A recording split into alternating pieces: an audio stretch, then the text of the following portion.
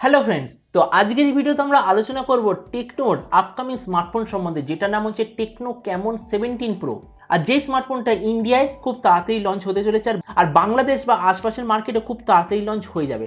তো এই ভিডিওতে আমরা দেখবো এই যে টেকনো ক্যামন 17 প্রোটা আসছে, ডিজাইন কি হবে, কি স্পেসিফিকেশন হবে, আর এক্স্যাক্টলি কি প্রাইস পয়েন্টে লঞ্চ হবে, এই সব কিছু সম্বন্ধে এই ভিডিওতে আমরা আলোচনা করব।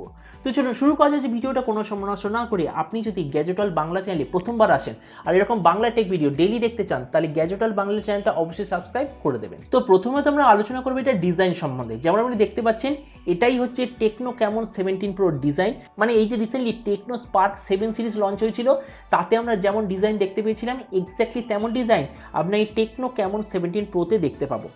এই স্মার্টফোনটার থিকনেস হবে 9 মিলিমিটার আর এর ওয়েট হবে 201 গ্রাম। ডিসপ্লে দিক থেকে আপনি নিতে পাবেন 6.8 inch full HD plus IPS LCD display. এর স্ক্রিনের রিফ্রেশ রেটটা হবে 90 হার্জ। এর স্ক্রিন টু বডি রেশিও হবে অলমোস্ট 90%-এর আশেপাশে।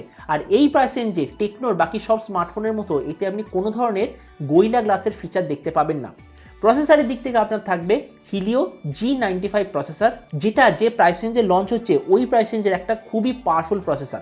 অথবা আমরা এটা বলতে পারি 15,000 টাকার আশেপাশে সবচেয়ে পাওয়ারফুল প্রসেসর। বলা হচ্ছে যে এই স্মার্টফোনটা দুটো ভেরিয়েন্টে লঞ্চ হবে, 8/128GB আর 8/256GB। এর র্যামের কোয়ালিটিটা হবে LPDDR4X, মেমোরি কোয়ালিটিটা হবে eMMC 5.1। আর এর সঙ্গে আপনি অবশ্যইভাবে SD কার্ড মানে ডেডিকেটেড SD কার্ড স্লটের ফিচার পাবেন। ক্যামেরার দিক থেকে আপনার থাকবে 64, 8, 2 আর 2 মেগাপিক্সেলের ব্যাক ক্যামেরা, তার সঙ্গে 48 মেগাপিক্সেলের ফ্রন্ট ক্যামেরা। মানে এই স্মার্টফোনটা ওই সব মানুষদের জন্য খুবই ভালো যারা সবচেয়ে বেশি সেলফি ক্যামেরা ইউজ করে। অডিওর দিক থেকে এতে আপনি পাবেন ডুয়েল স্টেরিও স্পিকার, যেমন টেকনো 10,000 টাকার উপরে নিজের সব স্মার্টফোনে ব্যবহার করে। ব্যাটারির দিক থেকে আপনি নিতে পাবেন 5000 mAh ব্যাটারি, তার সঙ্গে 33 ওয়াটের ফাস্ট চার্জ। কিন্তু বক্সে আপনি পাবেন 25 ওয়াটের ফাস্ট চার্জ, আর এটা করা হয়েছে কস্ট কাটিং করার জন্য। এই স্মার্টফোনটা দুটো কালারে লঞ্চ হবে, সিলভার আর ব্লু। এই স্মার্টফোনের কিছু বাকি ফিচার হলো যে এতে আপনি সাইড মাউন্টেড ফিঙ্গারপ্রিন্ট সেন্সার পাবেন, অ্যান্ড্রয়েড 11 iOS ভার্সন 7.6 দিয়ে লঞ্চ হবে, আর 3.5mm জ্যাক তো অবশ্যই পাবেন।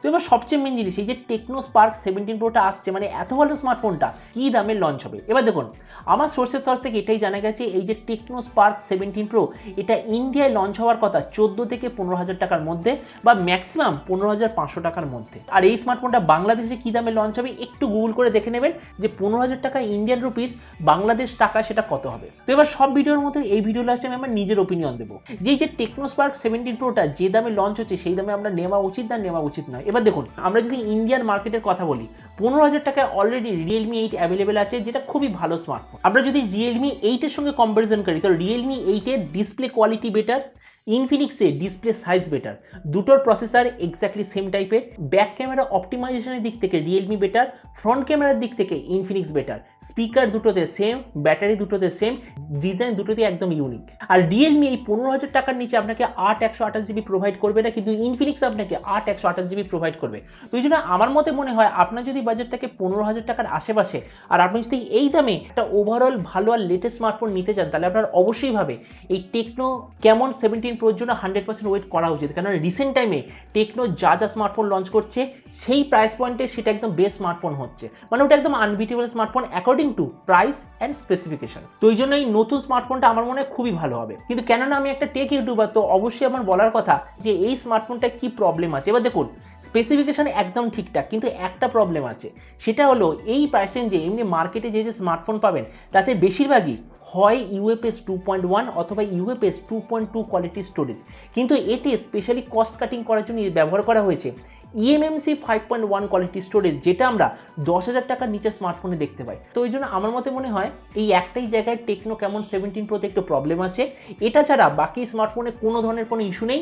আমি নিজেও রিসেন্টলি টেকনো আর ইনফিনিক্স কোম্পানির কয়েকটা স্মার্টফোন ব্যবহার করেছি, খুবই ভালো আপনাকে ইউজার এক্সপিরিয়েন্স দেবে। তো এবার আপনি নিচে কমেন্ট সেকশনে আমাকে অবশ্যই জানাবেন যে যে টেকনো ক্যামন 17 প্রোটা আসছে এটা সম্বন্ধে আপনার কী ধারণা, মানে যে দামে এটা লঞ্চ হচ্ছে সেই দামে আপনি কি এটা নিতে চান, নাকি এই প্রাইস রেঞ্জে অ্যাভেলেবেল অন্য কোনো স্মার্টফোন নিতে চান, সেটা সম্বন্ধে নিচে কমেন্ট বলতে আমাকে একদমই ভুলবেন না। তো চলুন দেখা হবে আগামীকালের একটা টেক ভিডিওতে। Till then stay tune and always remember, think positive, be positive. Thank you.